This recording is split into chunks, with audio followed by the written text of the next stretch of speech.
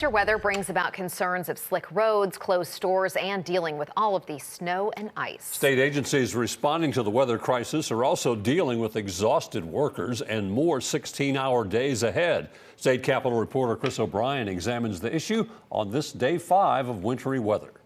As Tennessee is catching its breath from record-breaking snowfall earlier this week, the state is working another winter event Thursday.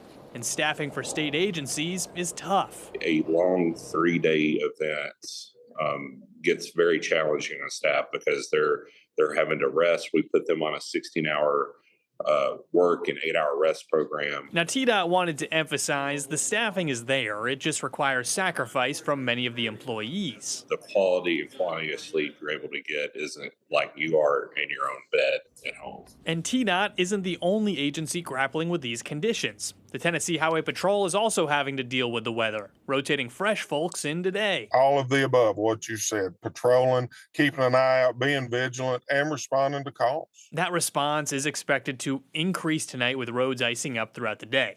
TEMA has already confirmed several people have died as a result of the weather. Tragically, we've lost at least 14 lives that have been attributed to the cold weather and to the winter storms so far. Really for Tennesseans, I'd encourage you to check on your neighbors. The advice that state agencies are consistently echoing: take it slowly and be off the roads if you can. Truly, from Memphis to Mountain City, we've experienced the coldest weather we have in a generation. So what's next? TDOT is hitting more of those smaller, secondary roads today, but do have plans to shift back to the major ones if this new snow and ice cycle calls for it. In Nashville, Chris O'Brien.